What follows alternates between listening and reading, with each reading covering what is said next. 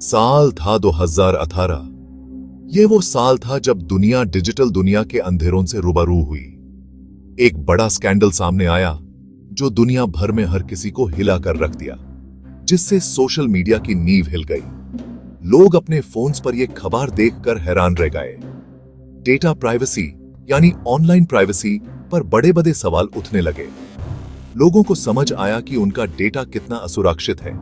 यह था Cambridge Analytica scandal, जो दुनिया भर में एक मिसाल बन गया, जहां डाटा का गलत इस्तेमाल हुआ, पॉलिटिक्स में हेराफेरी हुई और लोगों के विश्वास को तोड़ा गया, और टेक्नोलॉजी जायंट्स का छुपा हुआ इन्फ्लुएंस सामने आया।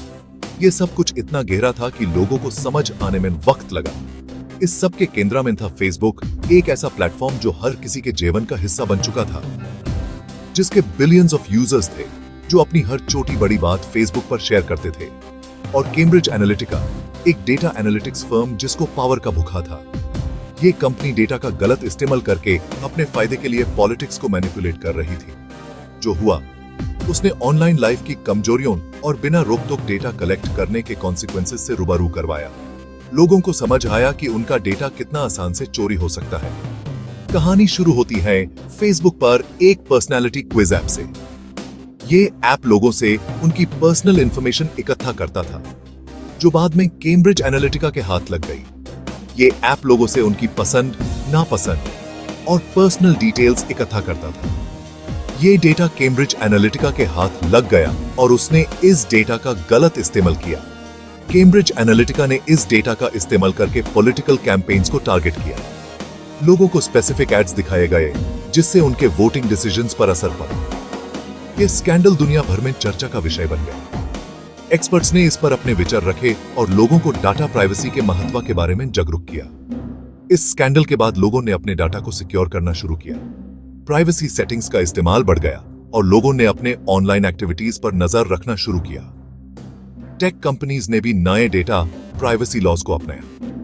डेटा सिक्योरिटी को लेकर नए कानून बनाए गए और लोगों को अपने डेटा के महत्व का एहसास हुआ। आज भी ये स्कैंडल लोगों के ज़हन में ताजा है। लोग सोशल मीडिया का इस्तेमाल करते वक्त ज्यादा सतर्क हो गए हैं और अपने डेटा को लेकर ज्यादा जागरूक हैं। ये स्कैंडल ने दुनिया को एक सबक सिखाया। आज हम एक सेफर डिजिटल वर्ल्ड की तरफ बढ़ रहे हैं, जहां लोग टेक्नोलॉजी का इस्तेमाल ज्यादा जिम्मेदारी से कर रहे हैं। ये अब this is your digital life एक ट्रोजन हॉर्स निकला, यूजर्स का डेटा चुराने का एक रास्ता। कैम्ब्रिज यूनिवर्सिटी के रिसर्चर अलेक्जेंडर कोगन ने इसे डेवलप किया था। इस ऐप ने न सिर्फ उन लोगों का डेटा कलेक्ट किया जिन्होंने क्विज लिया, बल्कि उनके उन फेसबुक फ्रेंड्स का भी जो इससे अनजान थे। डेटा की यह चोरी आखिरकार कैम्ब्रिज एनालिटिका के हाथ लग गई। कैम्ब्रिज एनालिटिका, जिसके ट्रंप कैंपेन और ब्रेक्सिट मूवमेंट से कनेक्शंस थे, इस डेटा का इस्तेमाल पॉलिटिकल फायदे के लिए करना चाहता था।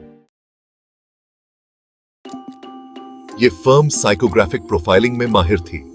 साइकोग्राफिक प्रोफाइलिंग का मतलब है कि लोगों के इंटरेस्ट्स, वैल्यूज, लाइफस्टाइल और पर्सनालिटी ट्रेट्स को समझना। यह फर्म इन सभी फैक्टर्स को ध्यान में रखकर डिटेल्ड प्रोफाइल्स बनाती थी, जिससे उन्हें इंडिविजुअल्स के बिहेवियर और प्रेफरेंसेस का अंदाजा हो सके। डेटा का यूज करके इंडिविजुअल्स की डिटेल्ड साइकोलॉजिकल प्रोफाइल्स बनाना, यही उनका काम था। ये प्रोफाइल्स सिर्फ बेसिक डेमोग्राफिक इंफॉर्मेशन तक सीमित नहीं होती थीं, बल्कि इसमें लोगों के इमोशंस, मोटिवेशंस और डिसीजन मेकिंग पैटर्न्स भी शामिल होते थे। इस तरह की डिटेल्ड प्रोफाइलिंग से उन्हें लोगों के बारे में बहुत गहराई से समझने का मौका मिलता था।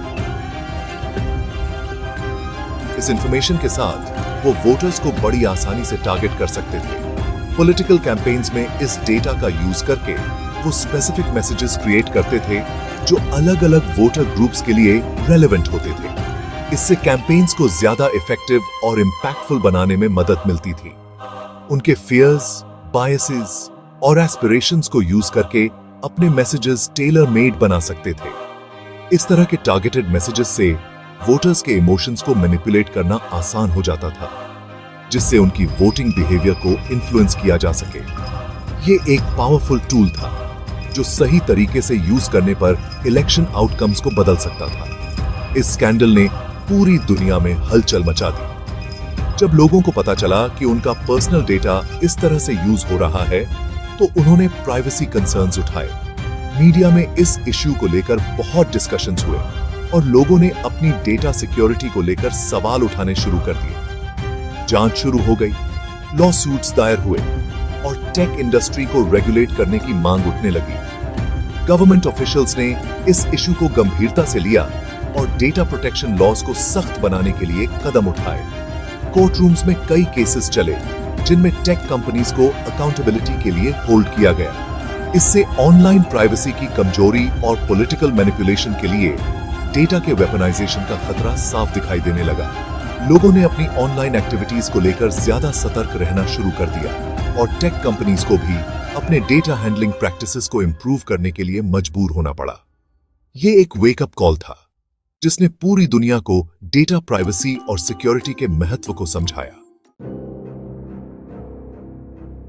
2016 US presidential election Cambridge Analytica के कंट्रोवर्शियल मेथड्स का टेस्टिंग ग्राउंड बन गया। यह इलेक्शन एक ऐसा मोमेंट था जिसने पॉलिटिकल कैंपेन्स में डेटा और टेक्नोलॉजी के रोल को रीडिफाइन किया। ट्रंप कैंपेन ने इस फर्म को हायर किया था। कैम्ब्रिज एनालिटिका ने अपने सोफिस्टिकेटेड डेटा एनालिटिक्स टूल्स और टेक्निक्स का इस्तेमाल किया, जिससे उन्होंने वोटर्स के बिहेवियर और प्रेफरेंसेस को समझा। उन्हें डेटा ड्रिवन माइक्रो टारगेटिंग की पावर का अंदाजा था और वो की स्विंग स्टेट्स में वोटर्स को इन्फ्लुएंस करना चाहते थे। ये माइक्रो टारगेटिंग टेक्निक्स इतनी एडवांस थी कि उन्होंने स्पेसिफिक मैसेजेस को टेलर किया जो इंडिविजुअल वोटर्स के कंसर्न्स और इंटरेस्ट्स को डायरेक्टली एड्रेस करती थी। इलेक्शन में कैम्ब्रिज एनालिटिका का कितना रोल था, ये आज भी बहस का विषय है। कुछ एक्सपर्ट्स आर्ग्यू करते हैं कि उनकी स्ट्रेटजीज ने ट्रंप को डिसाइसिव एज दिया, जबकि अदर्स बिलीव कि उनका इंपैक्ट लिमिटेड था।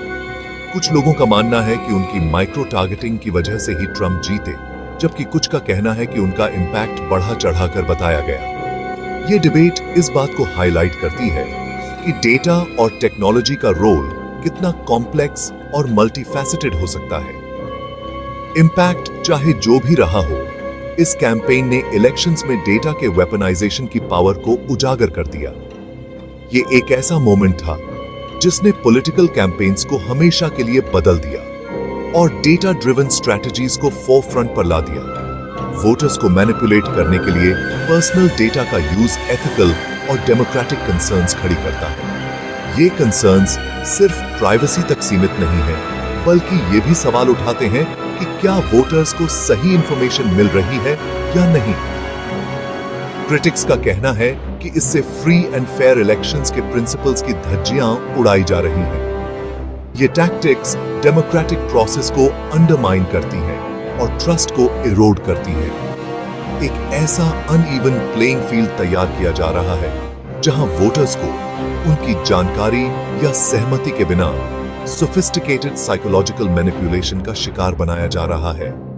ये मैनिपुलेशन सिर्फ पॉलिटिकल प्रेफरेंसेस को ही नहीं, बल्कि वोटर्स के ओवरऑल परसेप्शन को भी शेप करती है। ट्रेडिशनल कैंपेन्स में जहां रैलीज, स्पीचेस और डिबेट्स पर फोकस होता था, वहीं अब डिजिटल कैंपेन्स में डेटा एनालिटिक्स और माइक्रो टारगेटिंग का रोल बढ़ता जा रहा है। ये शिफ्ट एक नई रियलिटी को रिफ्लेक्ट करता है, जहां टेक्नोलॉजी और डेटा ने पॉलिटिकल लैंडस्केप को फंडामेंटली ट्रांसफॉर्म कर दिया है। फ्यूचर इलेक्शंस में डेटा और टेक्नोलॉजी का रोल और भी सिग्निफिकेंट हो सकता है। एक्सपर्ट्स प्रिडिक्ट करते हैं कि आने वाले समय में कैंपेन्स और भी सोफिस्टिकेटेड टूल्स और टेक्निक्स का इस्तेमाल करेंगे, जिससे वोटर्स को टारगेट और इन्फ्लुएंस करना और भी आसान हो जाएगा। इस कॉन्टेक्स्ट में डेटा प्राइवेसी और एथिकल कंसिडरेशंस और भी क्रिटिकल हो जाते हैं। लीगल फ्रेमवर्क्स और रेगुलेशंस को भी इवॉल्व करना होगा ताकि वोटर्स की प्रोटेक्शन सुनिश्चित की जा सके और डेमोक्रेटिक इंटेग्रिटी को मेंटेन किया जा सके। डिजिटल लिटरेसी और अवेयरनेस भी इंपॉर्टेंट है। वोटर्स को एजुकेट करना होगा ताकि वो समझ सकें कि उनके डेटा का कैसे इस्तेमाल हो रहा है और वो कैसे अपने डेटा को प्रोटेक्ट कर सकते हैं। अल्टीमेटली ये सब एफर्ट्स एक हेल्थियर और मोर ट्रांसपेरेंट डेमोक्रेटिक प्रोसेस की ओर कंट्रीब्यूट करेंगे। एक ऐसा प्रोसेस जहां वोटर्स इन्फॉर्म्ड डिसीजंस ले सकें और उनके चॉइसेस को रिस्पेक्ट किया जा सके। 2016 का इलेक्शन एक वेकअप कॉल था, जिसने हमें यह सिखाया कि डेटा और टेक्नोलॉजी का रिस्पॉन्सिबल यूज कितना इंपॉर्टेंट है। ये एक रिमाइंडर है कि डेमोक्रेसी को प्रोटेक्ट करने के लिए कलेक्टिव एफर्ट्स की जरूरत है।